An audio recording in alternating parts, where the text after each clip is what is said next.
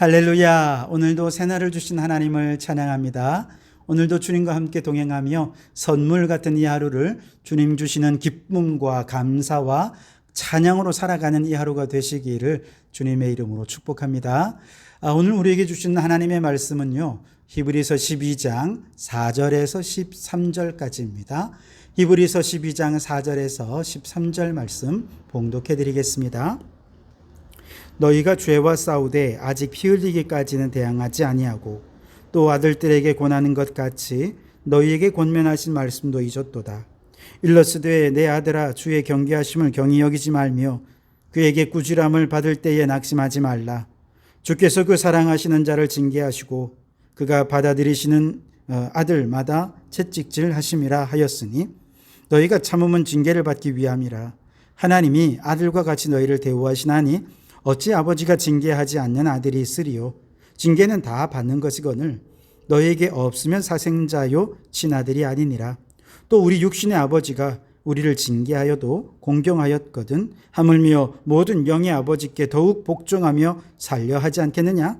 그들은 잠시 자기의 뜻대로 우리를 징계하였거니와 오직 하나님은 우리의 유익을 위하여 그의 거룩하심에 참여하게 하시느니라. 무릇 징계가 당시에는 즐거워 보이지 않고 슬퍼 보이나 후에 그로 말미암아 연단받은 자들은 의와 평강의 열매를 맺느니라. 그러므로 피곤한 손과 연약한 무릎을 일으켜 세우고 너희 발을 위하여 곧은 길을 만들어 저는 다리로 하여금 어그러지지 않고 고침을 받게 하라. 아멘. 오늘도 이 말씀을 통해 우리에게 주신 하나님의 음성을 듣게 되길 바랍니다. 지난 시간에 히브리서 저자는요, 환난과 핍박 속에서 인간의 한계를 넘나들면서 신앙생활을 이어가고 있는 성도들의 신앙이 마치 마라톤 선수가 경주하는 것과 같다, 그렇게 비유하여 설명해 주었죠. 마라톤 선수들이 그래서 그 긴 거리를 완주하기 위해서는 모든 무겁고 얽매이기 쉬운 죄를 벗어버려야 했습니다.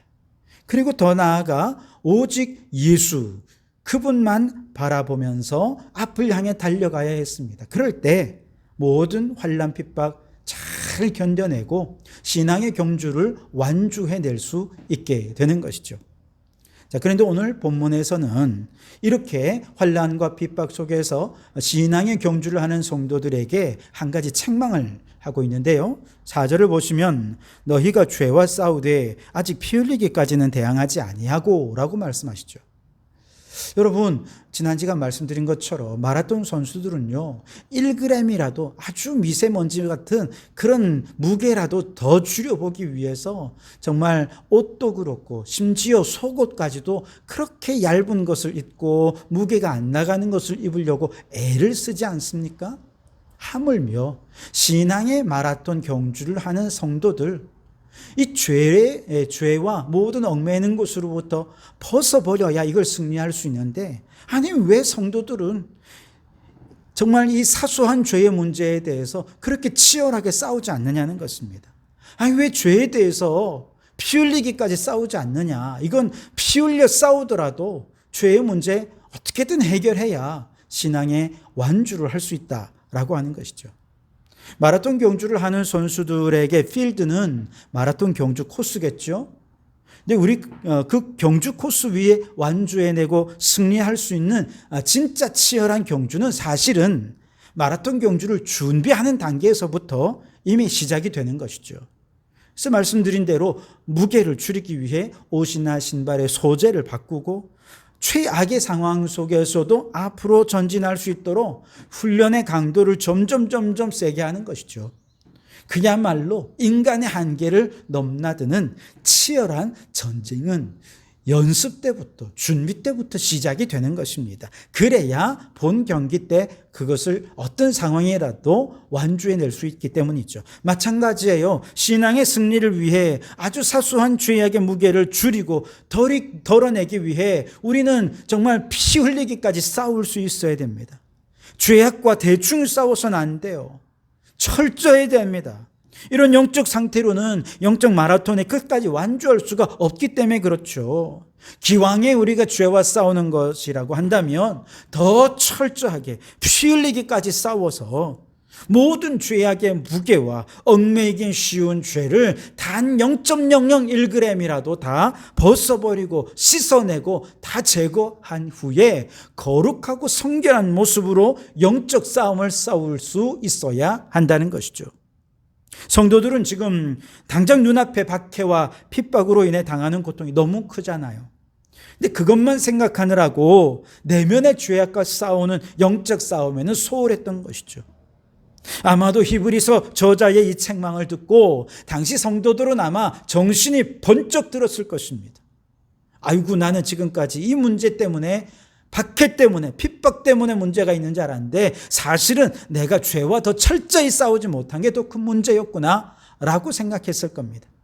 게다가 히브리서 저자는요, 지금 박해와 핍박을 당하는 성도들이 문제 상황만 너무 크게 바라보면서 좌절하고 실망하고 심지어 배교하는 성도들까지 생겨나는 것을 보면서 이미 하나님께서는 이러한 모든 성도들의 상황이 어떤 의미인지 잠언 말씀을 통해 이미 예고해 주셨다는 거예요. 그래서 오늘 5절과 6절을 보면 잠언 3장의 말씀을 인용해서 이미 예언되어 있는 이 부분에 대해서 얘기를 하는 것이죠. 내 아들아, 주의 징계하심을 경히 여기지 말며 그에게 꾸지람을 받을 때에 낙심하지 말라. 주께서 그 사랑하시는 자를 징계하시고 그가 받아들이시는 아들마다 채찍질 하심이라. 한마디로 지금 성도들이 당하는 고난, 성도들이 당하는 환난과 핍박, 그렇게 대단하게 생각하는 것도 사실은 하나님께서 그들을 위해 준비하신 채찍의 하나라는 것이죠. 하나님이 사랑으로 그들을 채찍질하시는 것이고 사랑으로 그들을 꾸지람하신다는 것입니다.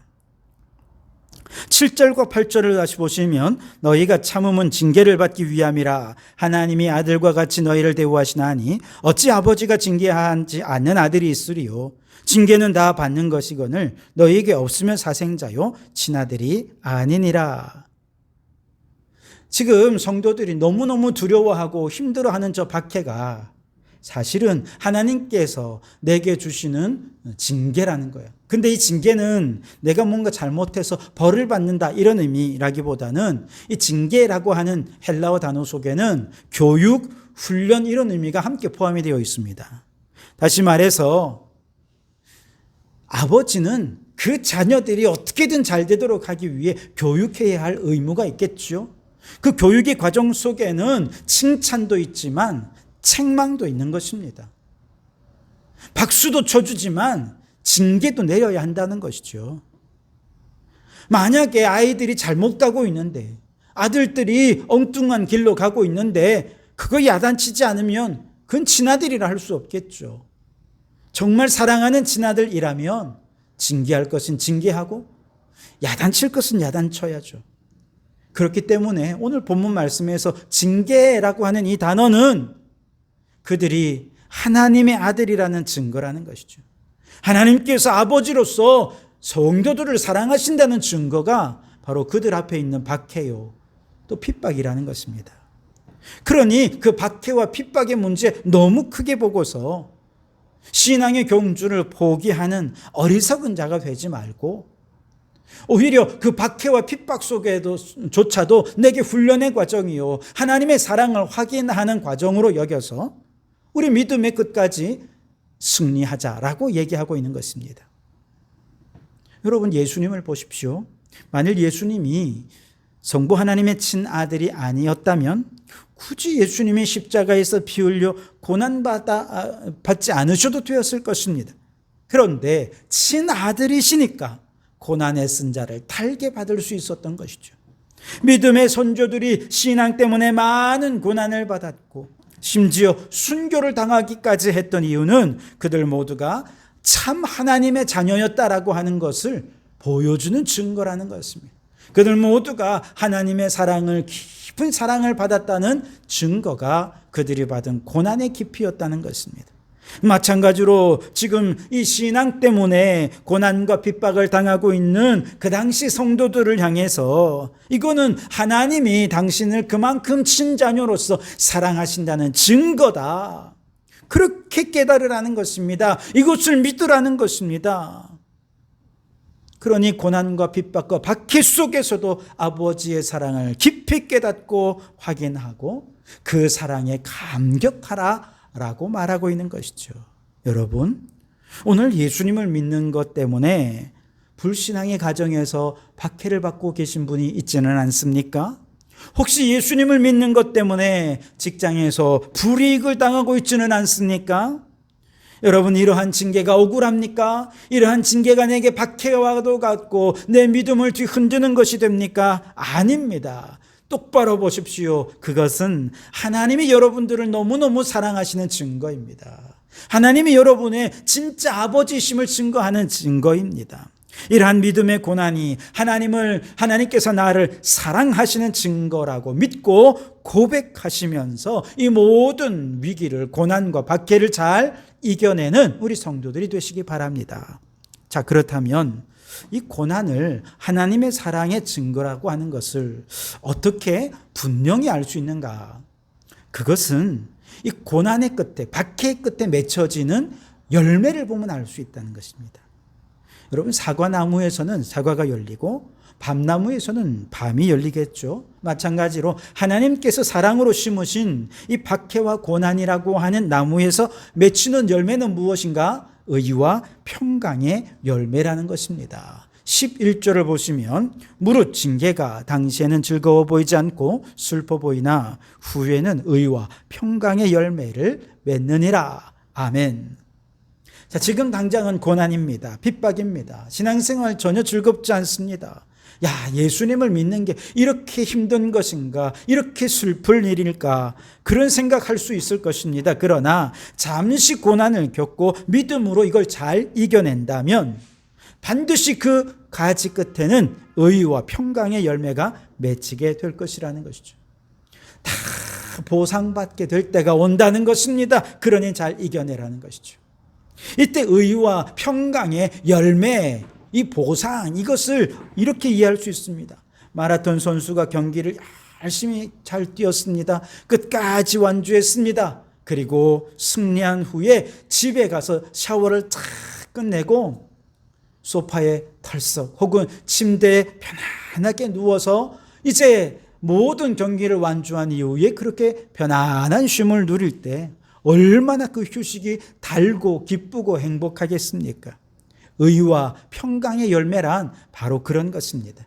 신앙의 경주를 할 때는 너무 힘들어요. 인간의 한계를 극복하는 순간들이 너무 많습니다. 수시로 이거 포기해야 되나 말아야 되나 그런 순간들이 있어요. 그러나 그 모든 순간을 잘 이기고 오히려 그 모든 순간에 하나님이 나를 사랑하시는 것을 확인하고 그 사랑에 감격하고 그렇게 한 걸음 한 걸음 계속해서 신앙의 경주를 잘 뛰어서 끝까지 완주한 이후에 하나님께서 우리에게 휴식을 주시고 안식을 주시면서 우리에게 주시는 최고의 기쁨이 의와 평강이라는 것이죠. 몸이 이완되어 저 천국에서 하나님께서 우리에게 주시는 의와 평강의 열매들을 마음껏 누리게 될 거라는 것이죠. 혹시라도 그 의와 평강을 이 세상에서 누리지 못해도 괜찮아요. 천국에 가면 영원토록 누릴 수 있기 때문에 그렇습니다. 그러므로 하나님께서 사랑으로 징계하시는 것에는 반드시 그 끝에 의와 평강의 열매가 있다는 것을 믿고 확신하는 우리 성도들이 되시기 바랍니다. 이것을 확신하면 우리 성도들의 신앙 어떻게 변화되느냐? 12절 13절에 그러므로 피곤한 손과 연약한 무릎을 일으켜 세우고 너희 발을 위하여 곧은 길을 만들어 저는 다리로 하여금 어그러지지 않고 고침을 받게 하라 그랬습니다. 고난 중에 낙담하지 않게 되고 하나님께서 주시는 힘을 얻어 다시 일어나게 된다는 것이죠. 최후에 얻을 그 승리, 그 보상, 그 의와 평강의 열매들을 바라보고 오늘의 고난을 잘 견뎌낼 수 있게 된다는 것이죠. 고난으로 인하여 어디로 가야 할지 몰라 갈팡질팡하고 정말 어떻게 해야 될지 모르는 상황에서 하나님께서 그의 길을 인도해 주실 때 곧은 길을 만들어 가게 된다는 것입니다. 나뿐만 아니라 이웃들도 함께 그 올바른 진리의 길을 가도록 권면하고 격려하는 보다 적극적인 사명자로 살아갈 수 있게 된다는 것이죠. 절며 잘못된 길로 향하는 사람들, 그들을 올바른 길로 고쳐주고 회복시켜주는 일들 할 수 있게 되는 것이죠. 그러므로 여러분, 믿음으로 당하는 고난 앞에서 원망과 불평하기보다 모든 고난을 하나님의 나를 아들로서, 자녀로서 사랑하시기 때문에 주시는 징계라 생각하시기 바랍니다. 이 모든 고난의 끝에 의와 평강의 열매가 맺힐 것으로 하나님께서 보상해 주실 것을 기대하시기 바랍니다. 그 믿음으로 오늘 고난 속에서 우리에게 주어진 믿음의 길을 담대히 걸어가시기 바랍니다. 넘어졌다가도 일어나고 쓰러졌다가도 다시 일어나고, 그렇게 무릎을 세워 우리에게 주어진 이 사명의 길, 신앙의 길 잘 걸어가는 우리 성도들 되시기 바랍니다. 이 믿음 위에 더욱 철저하게, 더 치열하게 피 흘리기까지 죄와 싸우고 얽매인 모든 것으로부터 자유하는 신앙으로 이 신앙의 경주를 잘 완주해내는 그런 성도들이 되시기를 주님의 이름으로 축원합니다. 기도하겠습니다. 하나님 아버지, 감사합니다. 그렇습니다. 우리의 신앙의 경주는 인간의 한계를 넘나들며 수없이 포기하고 싶은 순간들을 맛보지만, 그러나 그때마다 하나님이 나를 사랑하셔서 이 고난 주시는 것이다. 이런 모든 환난과 핍박은 내가 하나님의 자녀라고 하는 증거다. 이 믿음을 확고히 하게 해 주시옵소서. 우리 주님께서 마지막에 이 믿음 잘 지키고 나면 의와 평강의 열매를 맺게 해주시고 진정한 평안과 은혜를 허락해 주실 것을 기대하는 저희들 되게 해 주옵소서. 이 믿음과 이 소망으로 오늘 쓰러졌다고도 일어나고 넘어졌다고도 일어나고 무릎을 세워서 우리가 달려갈 길을 잘 감당하는 저희들이 되게 해 주시옵소서. 예수님 이름으로 기도하옵나이다. 아멘.